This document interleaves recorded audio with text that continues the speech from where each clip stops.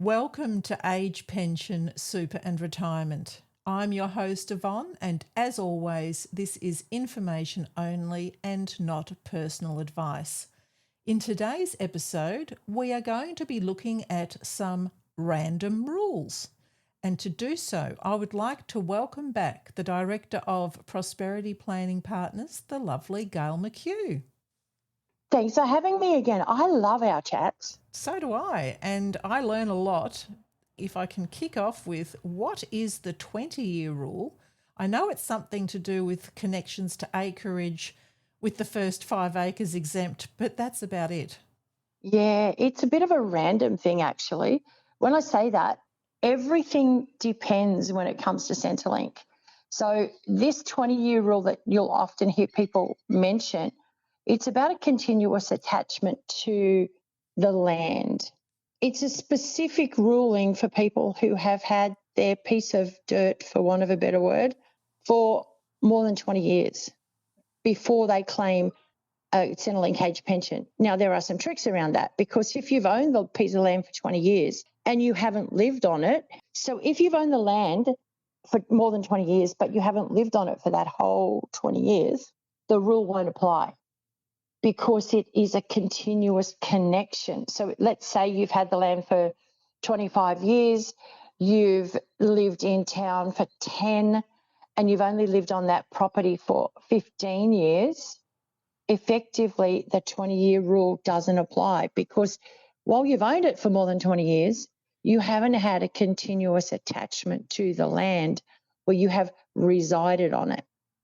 Now, so if you could just say a bit more about what this rule applies to. Is it to do with the size of the land? And then what is the rule? What does someone get to do or not do?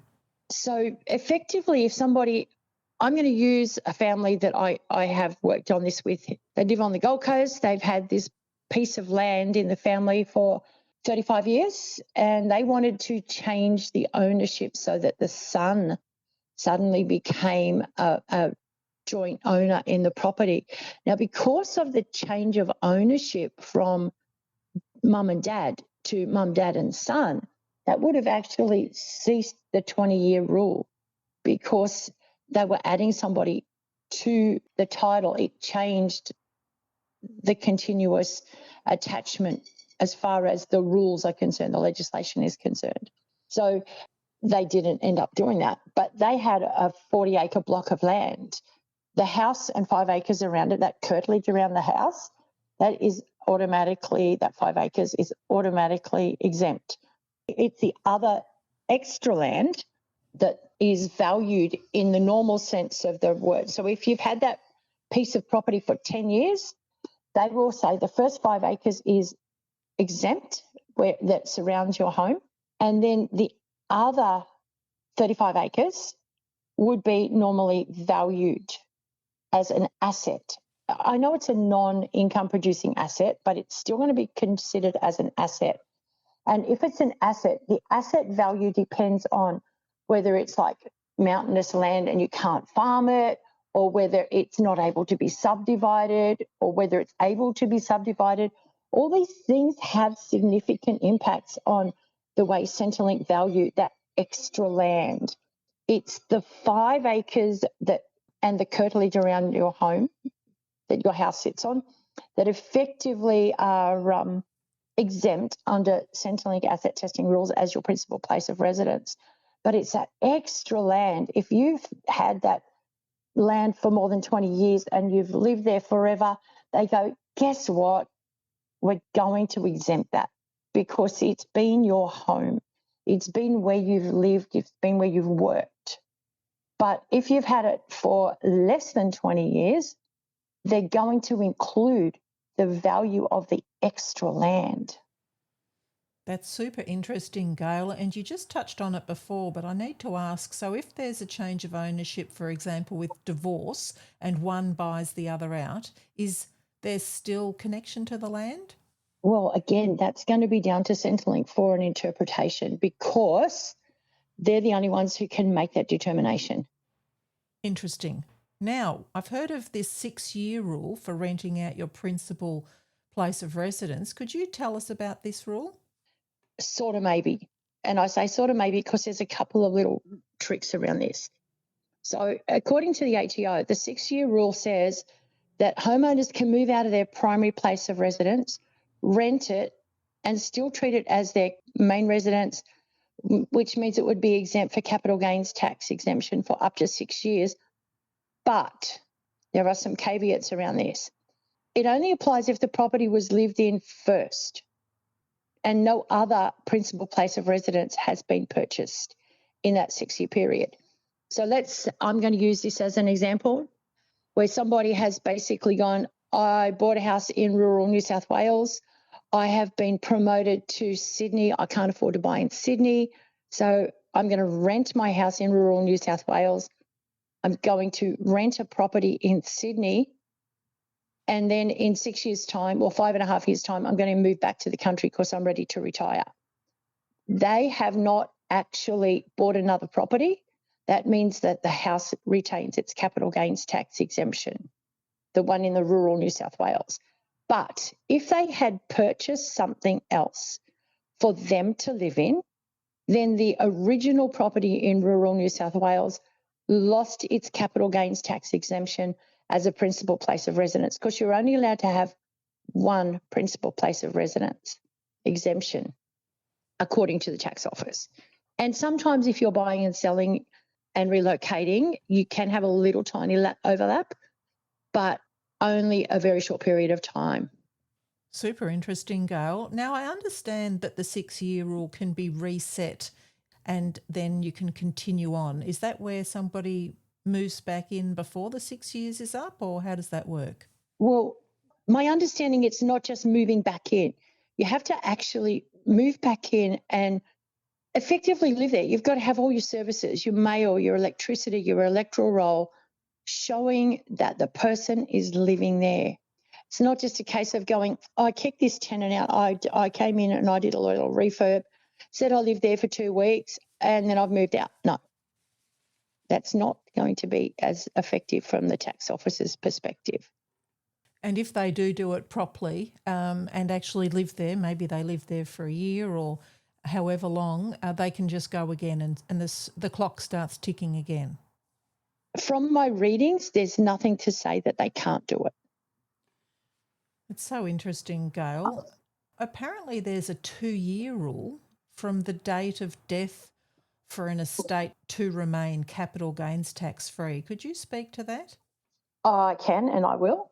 And that's another sort of maybe question or answer. I know that sounds awful, but it's true. So basically, the 2-year rule that you're talking about applies not to the whole estate, but it applies to the former principal place of residence exemption that was in place. The rules basically allow that the executors can take up to 2 years to sell a property that was previously the family home of the deceased and minimise without incurring capital gains tax. So I was actually having a conversation with a friend yesterday, and he has, unfortunately, his father died very shortly before his mother died.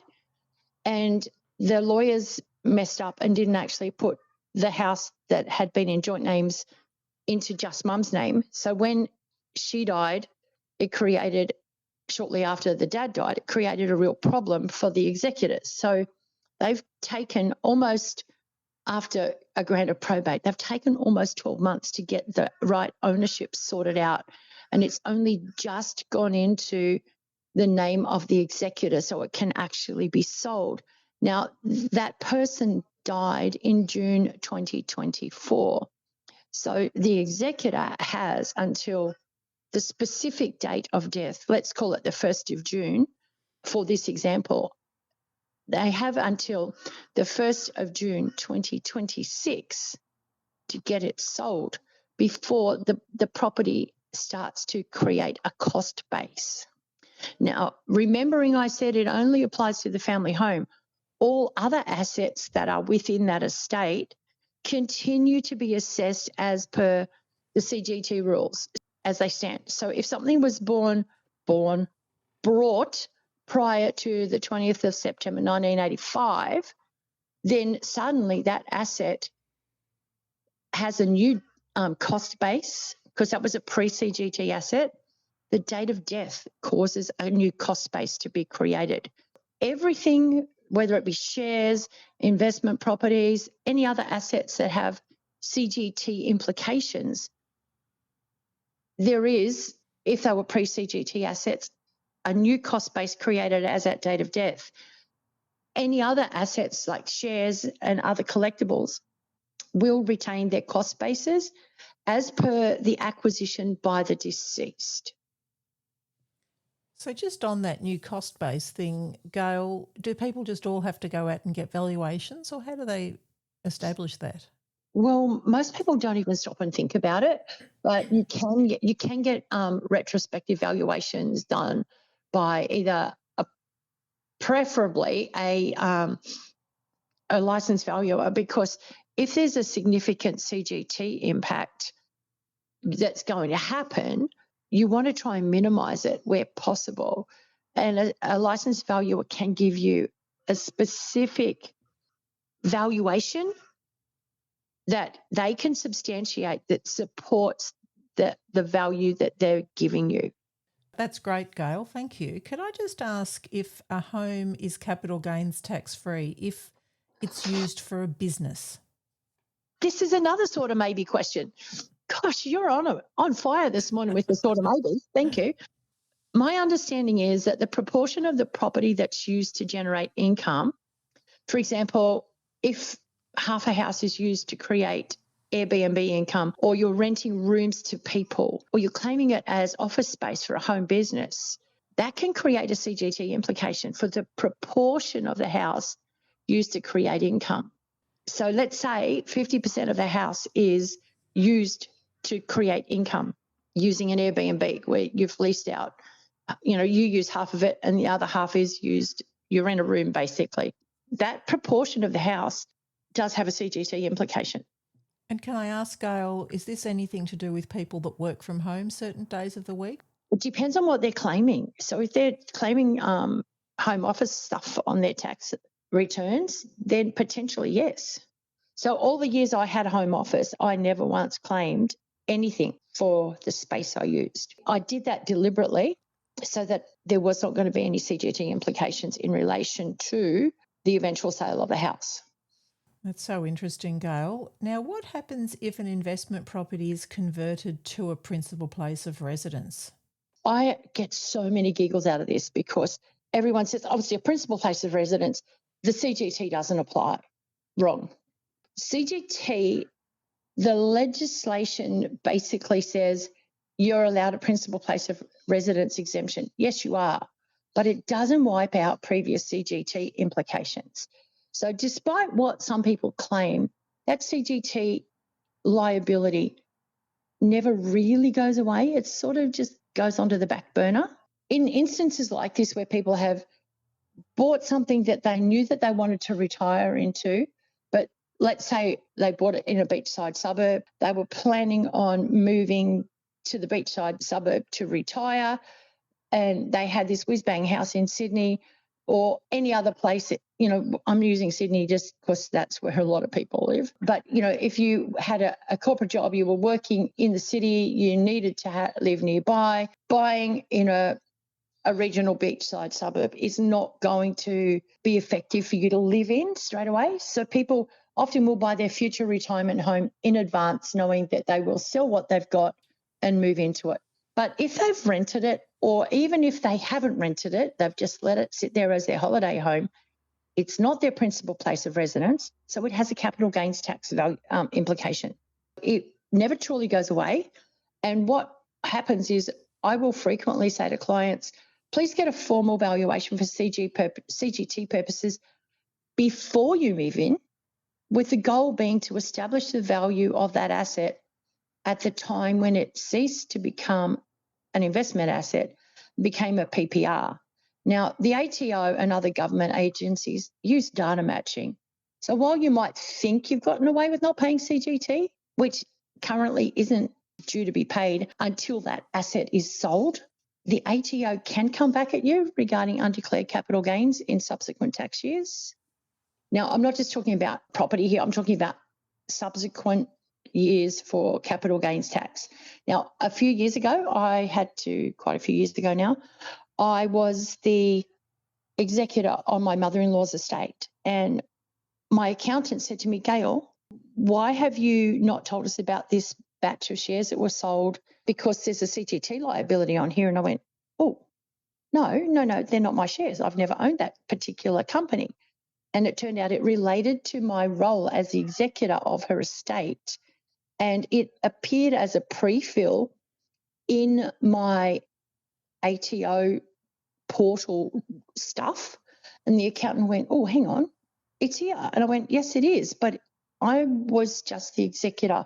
I wasn't the ultimate beneficiary. So I had to nominate the ultimate beneficiaries of the share sale so that I didn't get hit with the tax personally and it was allocated to the right person. So do not think that the ATO do not data match, because they do.